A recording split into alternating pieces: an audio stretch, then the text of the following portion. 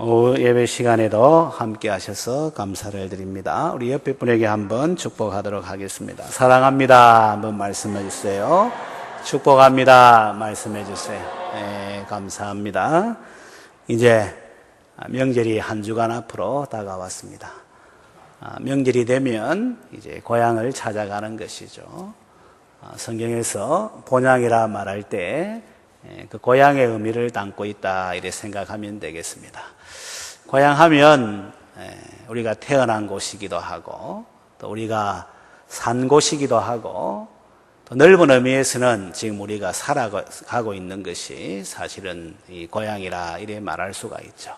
그래서 원래 태어난 고향 말고 또 이렇게 떠나와서 사는 이곳을 제2의 고향이라 이런 말도 하긴 합니다. 이 고향은 사실은 익숙하죠. 우리가 살고 있는 곳이기 때문에 또 살았던 곳이기 때문에 익숙하고 편안합니다. 무엇보다도 이 고향에는 사실은 추억이 담겨져 있지 않습니까? 이제 세월이 지나가게 되면 추억을 먹고 산다는 이런 말 하잖아요. 나이가 들면은 지난 날을 또 생각하게 되고 또 지난 친구들 또 이렇게 찾아보게 되고 또 만남의 시간 가지게 되고 그래야 하죠. 이건 다른 말로 하면은 그게 귀하다는 것을 이야기하죠.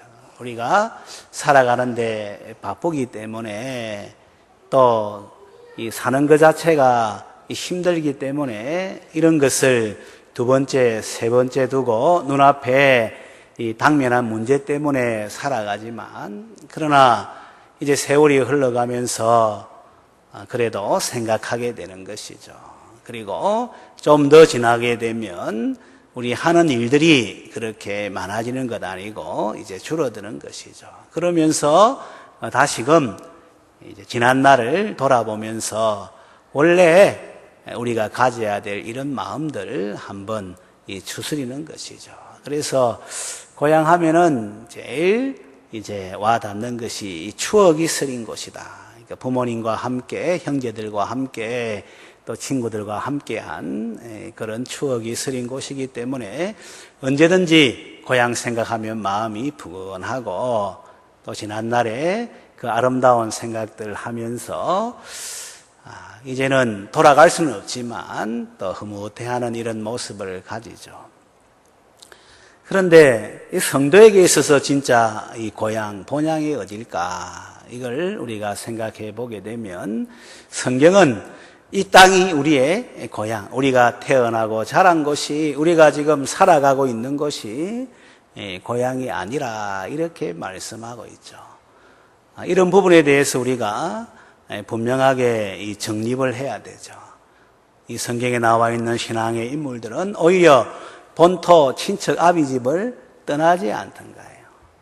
떠난 가운데 이 약속의 땅에 머물지만 이것도 이 본향이라 생각하지 아니하고 잠시 머물러 있다 떠날 곳으로 여기면서 성경에 나와 있는 대로 더 나은 본향, 하늘에 있는 것, 우리 천국을 바라보면서 살아가고 있는 이런 모습을 우리에게 보여주고 있죠. 그리고 진짜 본향은 이 땅이 아니라 우리 하나님이 계시는 곳, 우리 하나님이 다스리시는 곳, 장차 우리 하나님께서 완성해서 주실 그곳이 우리의 본향임을 분명하게 말씀하는 것이죠.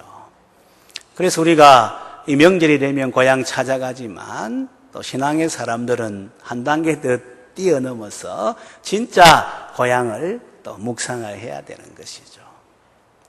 그리고 이 땅을 살아가지만 우리의 모습을 추스려서 행여나 여기에 매여서 살아가는 이런 삶이 아닌가 하는 것을 염두에 두면서 이 본향을 찾아가는 이런 모습들, 더 나은 본향을 사모하며 살아가는 이런 모습이 되어야 하죠. 이렇게 말하면 너무 현실성이 없다라고 얘기를 하고 우리의 삶에 지금 직접적으로 이제 연관되지 않기 때문에 조금 더 있다가 생각해도 될 것처럼 여기지만 실상 그게 아니에요. 그래 생각하는 그 삶이 오늘의 삶을 더 풍성하게 하는 것이고 바르게 하는 것이고 그리고 이 사명의 삶을 살아가도록 그래 만드는 거예요. 그래 하지 아니하면은 지금의 삶에 급급해서 살면 지금은 좋아요. 지금 당면한 문제 해결하면서 또 하고 싶은 거 하면서 하지만 그러나 나중에 후회하게 되는 이런 모습이 되는 것이죠. 옛날에는 이 개미와 배짱이 비유해서 배짱이 여름날에 막 이렇게 노래하고 춤추고 지내다가 겨울 되면은 먹을 것 없어가지고 뭐예요? 굶어 죽는 개미한테 뭐 얻지도 못하는. 그래서 우리가 개미와 배짱의 비유를 그런 정서 속에서 해석해서 개미처럼 살자 그렇게 이야기를 했습니다만은 오늘 시대에는 개미처럼만 살면 안 돼요.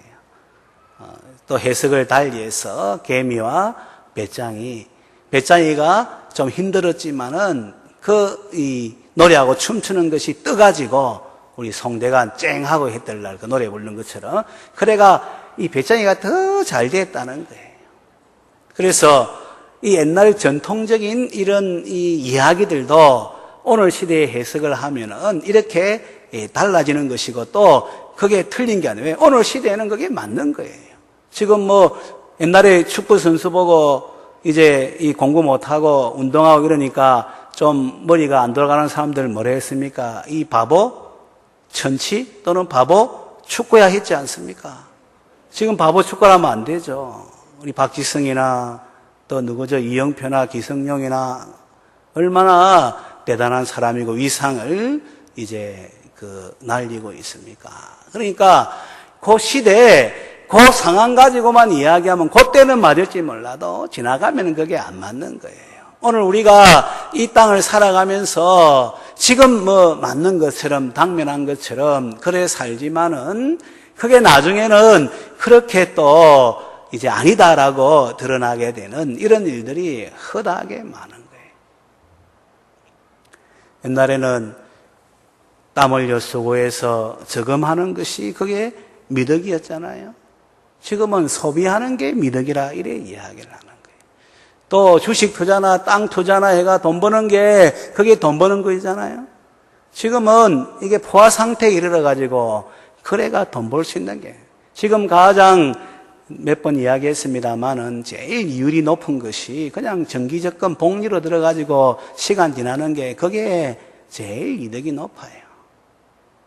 당장에 우리가 얼마 안 되는 것처럼 보이고 욕심이 있으니까 그래 행동하지만은 실제적으로 긴 시간을 가지고 보면은 그래도 정도를 걸어가는 것이 나중에 보면은 이득이 높다는 거예요.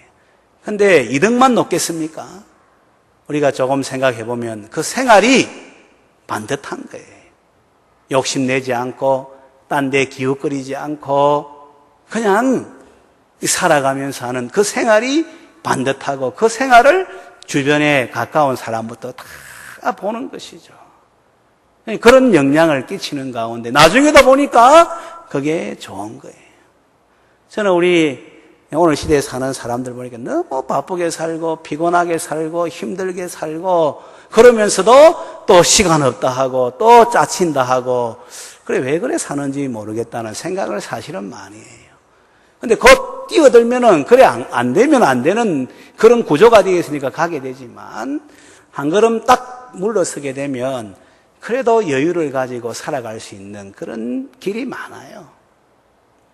내 마음에 안정이 되고 생활이 반듯하고 그리고 주어진 일 묵묵히 하면서 하나님 섬기고 또 주의 나라와 의를 위해서 부족하지만 이 역할을 감당하면서 여러분 여유가 있어서 살아가는 사람들 없잖아요. 일반적으로는. 그럼 우선순위를 두고 오늘같이 우리가 고신대학교 2만 원 하는 것도 사실은 여유가 있어서 1년이면 12만 원인데 그게 아니잖아요. 그래도 이게 귀하다 하니까 그래 우리가 하면서 동참하는 거예요. 그런데 신앙의 세계에 들어오면 이게 신비예요, 신비. 계산하면은 모자라는데 나중에 보면은 남아 있는 거예요. 그래서 내가 살아가는 것이 아니라 한번 따라하도록 하겠습니다. 하나님께서 살게 하십니다. 할렐루야. 하나님께 살게 하십니다. 여러분, 돈 버는 비결이 뭔지 아세요? 이규석 집사님, 어떻게 하면 돈 많이 벌 수 있을 것 같아요? 한번 생각해 보세요. 원정수 집사님, 어떻게 하면 돈 많이 벌 수 있을 것 같아요? 공무원이 무슨 돈이 있겠나마는. 에? 열심히 일해도 돈 많이 못 벌어요. 돈 많이 벌려고 하면 안 쓰면 돈 벌게 돼 있어요. 안 쓰면. 근데, 내가 생활을 반듯하게 하고 성실하게 살아가면 돈 쓸 시간도 없어요, 사실은. 그리고 엉뚱한데 돈 나갈 일이 없고. 그 다음에, 그래도 만약에 내 몸이 아파서 중환병에 걸리면은 돈 탁 나가는 거예요. 근데 우리 하나님이 건강하게 해주시고, 사고 안 나게 해주시고. 그러니까 그게 사실은 이 돈 버는 거예요. 사람들이 그걸 몰라요.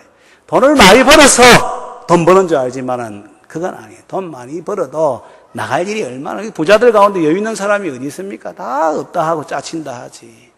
근데 돈 버는 사람은 돈 안 쓰는 사람이고, 하나님이 돈 안 나가도록 해주는 사람이, 그 사람이 돈을 버는 사람이고. 그 다음에 그 사람의 삶의 모습 보면은 우선순위가 분명한 가운데 써야 될 때 쓰는 거예요. 오늘날 우리 젊은이들이 집안 사도 차 사고 뭐 할 것 다 하면서 나중에 돈 없다. 이거는 잘못된 이게 생활 방식이죠.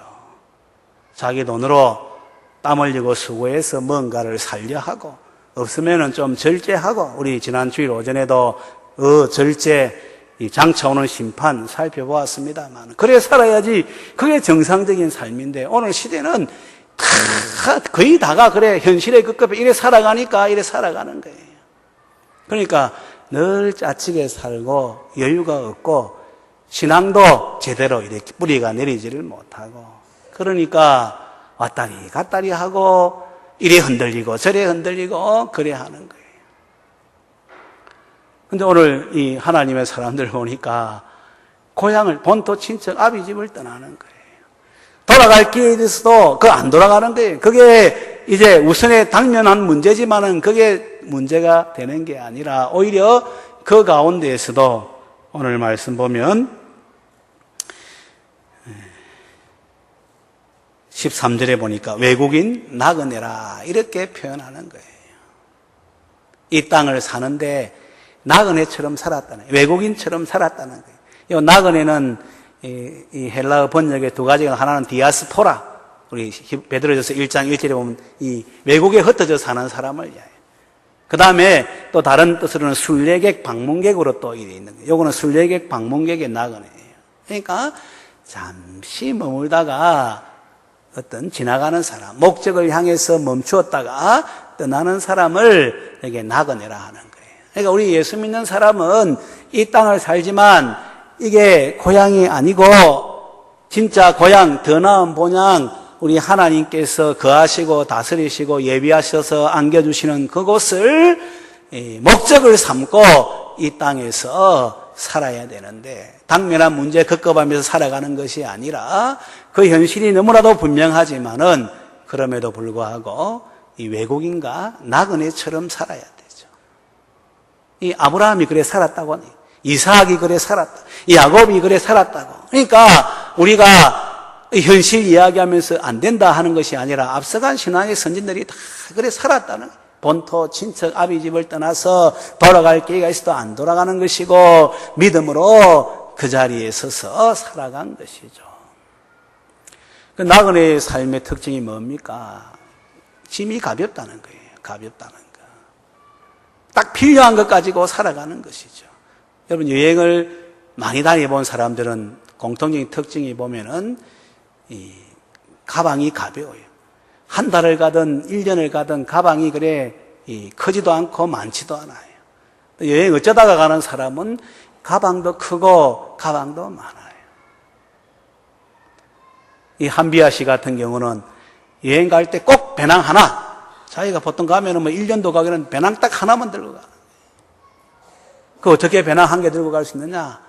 여행을 자꾸 다니다 보면은 딱 필요한 것만 가져가고, 그렇지 않는 그때 가서 이제 사가 입는 것이든지 잠시 뭔가 해서 얻는다든지 이렇게 하는 것이죠. 그리고 옷도 이제 가져갈 때 집에서 이렇게 옷을 가져가잖아요. 그리고 어느 지역 가서는 이 옷 벗어놓고 또 갈 수 있는. 그래서 제가 한비아의 책은 다 읽어봤는데, 여행을 자주 하니까 이렇게 하는구나. 근데 이렇게 가벼워야지 그 여행의 목적에 따라서 움직인다는 거예요. 그리고 불필요한 일들 안 만난다는 거예요. 우리가 하늘나라의 본향에 대한 확실한 이 목표의식을 가지면 이 땅에서 이 취해서 사는 것이 아니에요. 이것도 사고 저것도 사고 좋은 게 좋다 이래 살아가는 게 아니죠. 그러니까 짜치는 거예요. 또 짐이 되는 거예요. 그러나 그게 아니라 하면은 이 분명한 삶을 가볍게 필요한 것으로 살 수 있죠. 우리 롯의 처 한번 보세요. 임박한 심판에 대한 이야기를 들었고, 지금 나가야 되는 이런 상황인 것을 알았고, 그리고 뒤를 돌아보면은 안 된다는 걸 알았지만은 그 소돔 고모라에 쌓아놓은 것이 많으니까 그냥 미련이 남는 것이죠. 그래서 잠시 돌아보는데 이게 뭐 문제가 되겠냐 하지만은 성경에 보니까 소금 기둥이 된 거예요. 제가 이스라엘 가니까 비슷한 거예요. 이 소금, 이게 바로 롯의 처라고 하던데. 왜 소금 기둥 된 이 롯의 처의 모습을 그게 이렇게 성경에 기록하고 오늘까지 우리에게 전해줄까요? 돌아본다고 소금 기둥 되는 건 아니지만, 그러나 이 롯의 처 같은 경우는 하나의 이제 우리 성도들에게 이정표, 샘플 역할을, 미련을 두지 말고 미련을 두고 돌아보면은 그 자리에서 못 나온다는 것을 이야기하는 것이죠. 이 철새 가운데에서도 이 때를 따라서 날아가지 못하는 철새가 있다는 거예요. 그때 먹이가 많아서 그 먹이를 자꾸 먹다 보면은 몸이 무거우니까 못 날아가는 거예요. 그래서 겨울 되면은 얼어 죽는 거예요. 이게 철새의 이야기가 아니고, 오늘 우리 신앙생활에 있어서 하늘나라를 목적으로 삼고 이 땅에서 앞서간 신앙의 선진들이 외국인과 나그네처럼 살았던 이 모습을 따라 살지 아니하면은 우리도 그런 모습이라는 것을 이야기를 하는 것이죠. 이 세상에서 제일 높이 나는 새가 어떤 새인 줄 알아요, 여러분? 김정규 집사님, 제일 높이 나는 새가 어떤 새 같아요? 독수리 같아요? 제가 다큐멘터리를 보니까 제일 높이 나는 새가 줄기러기래요. 줄기러기. 근데 에베레스트 산을 넘어간다는 거예요. 그 8,848m 아닙니까? 그런데 얼마나 추워요. 그런데도 때가 되면은 그 산을 넘어가는 거예요. 그래서 이 세상에서 가장 높이 나는 새가 줄기러기라 합니다. 팀을 이루어가지고 더불어 함께 날아가는데, 그래도 낙오되는 새가 있다는 거예요. 왜? 미련을 가지고 있고 먹이를 너무 많이 섭취해가지고 움직이지 못하는 새는 날지를 못하니 그 올라갈 때는 가볍게 해야지 올라가서 그 다음에 이 기류를 타고 가야 되거든요. 안 되는 거예요. 그래서 지혜로운 사람은 이것저것 다 하면 안 돼요. 내가 있다고 해도 하면, 왜? 그 매이게 되니까. 정리를 하고 필요한 것만 집중하고, 그런 가운데 이 땅에서 더 나은 본향인 천국을 사모하면서 그래 살아야 하는 것이죠. 이스라엘 백성들 광야 생활하잖아. 이 세상을 우리가 광야라는데 그 광야에 그 자기들이 가지고 있는 생활 도구가 얼마나 많던가요. 그리고 광야 생활할 때 그냥 막 거기에 푹 이렇게 퍼져가지고 앉아있던가요. 구름이 떠오르고 말씀하면은 다 이동하는 거예요. 근데 이동할 때에도 그냥 이동하는 것이 아니라 군대로서 질서정연하게 이동하는 거예요. 그러면서 그 광야를 지나가는 것이죠. 그 가운데 못 지나가는 사람들 나오잖아요.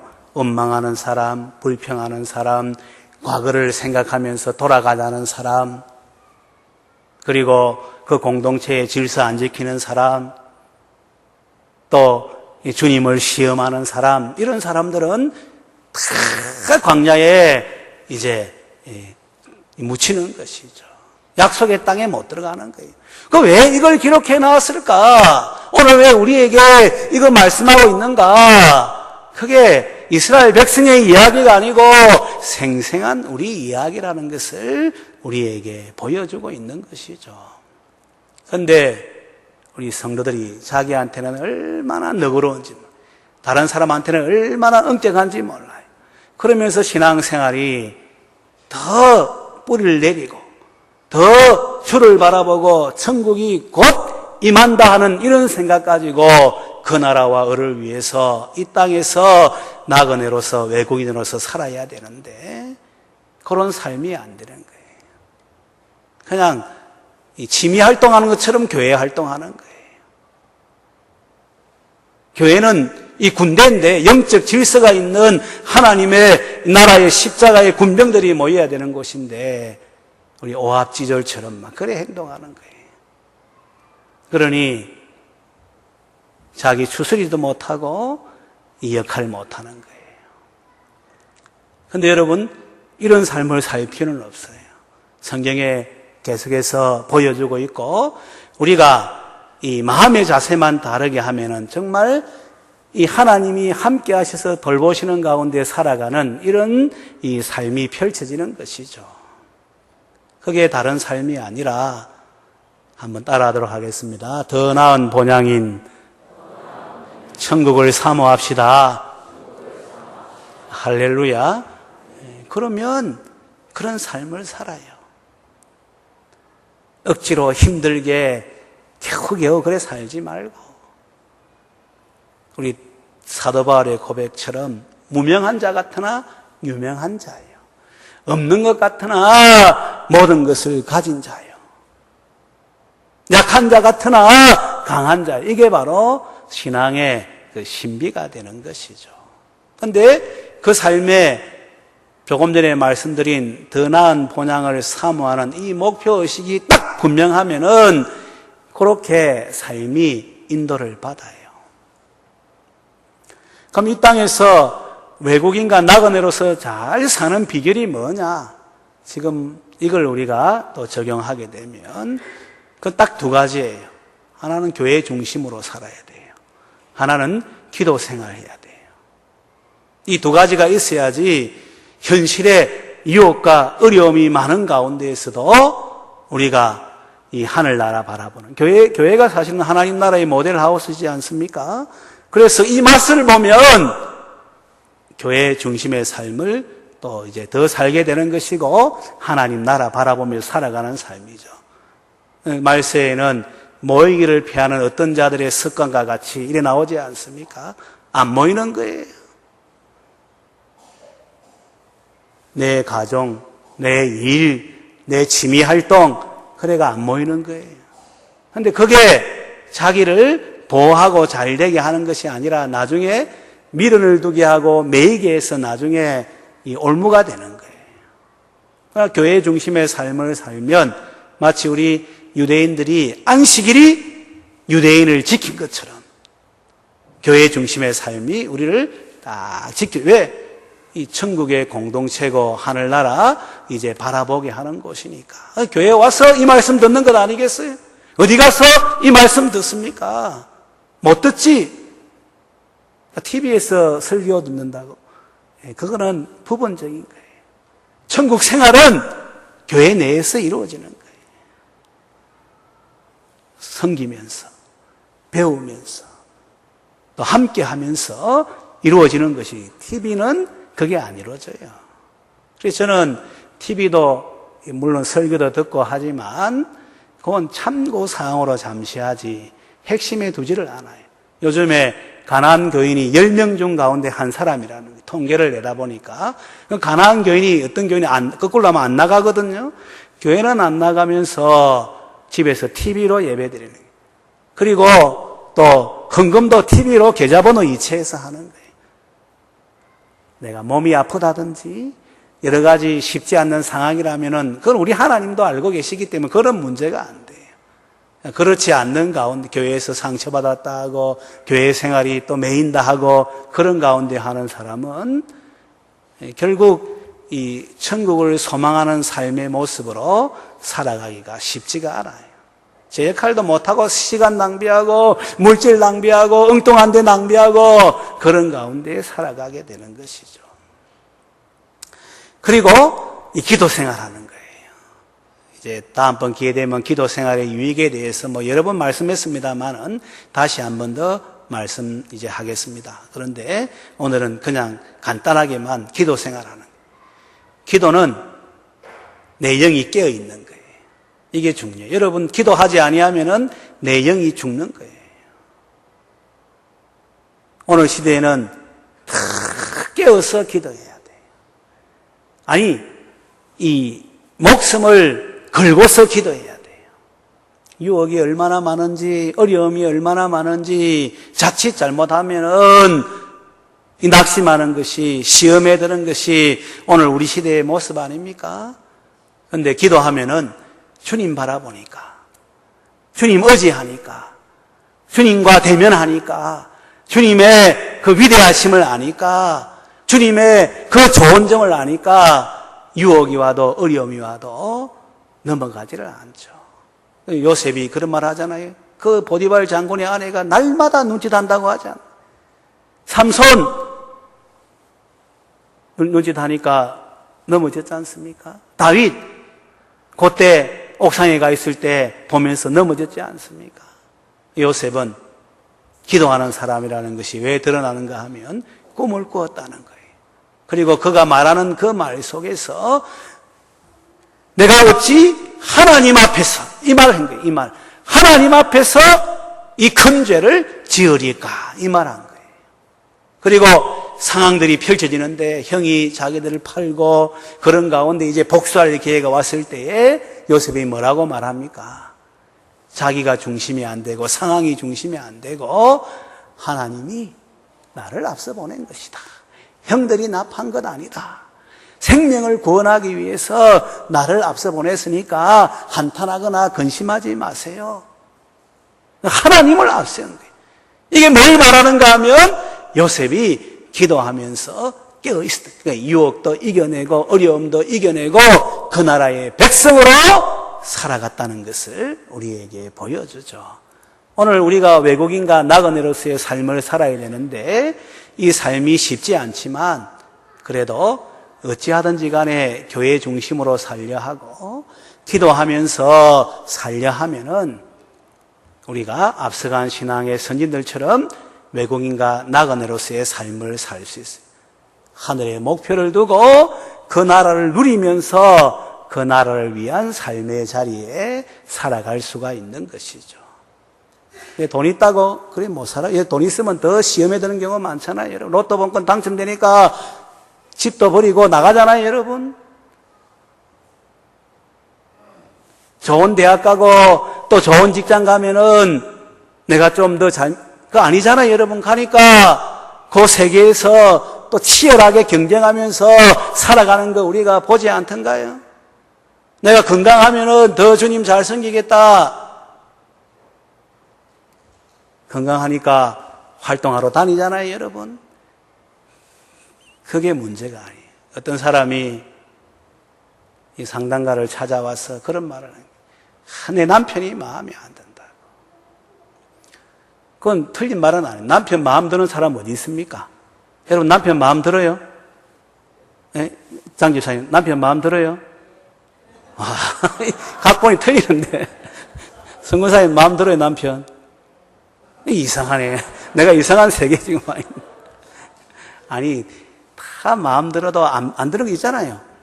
그거 지금 이야기하는 거예요. 그거 안 들 때 이 사람이기 때문에. 그래서 남편 마음에 안 드는데 그거 자꾸 묵상하니까 더 마음에 안 드는 거예요. 그래서 상담가 찾아온 거예요. 그래서 남편 마음에 안 드는 걸 이야기하니까 그 상담가가 뭐라고 얘기하는가 하면 지금 남편이 마음에 안 들면 우리나라 사람이에요. 그러니까 장동건이 갖다 줘도 마음에 안 든다는 거예요. 아무리 좋은 사람 갖다 줘도 마음 안 든다는 거예요. 그리고 문제는 네 남편이 아니고 당신이라는 거예요. 지금 무슨 말인가 여러분 이해가 되죠? 자기 문제 가지고 자꾸 남 핑계대고 환경 핑계대고 이러는 거예요. 그러니까 원망하고 불평하고 이 황금 같은 세월 다 보내고 엉뚱한 데서 시간 낭비하고 물질 낭비하는 거예요. 그런데 기도해 보세요. 기도하면은 네가 잘못했다 하고 네가 돌이키라 하고 네가 뭐 하라 하고 이렇게 교회 와서 말씀 들어보세요.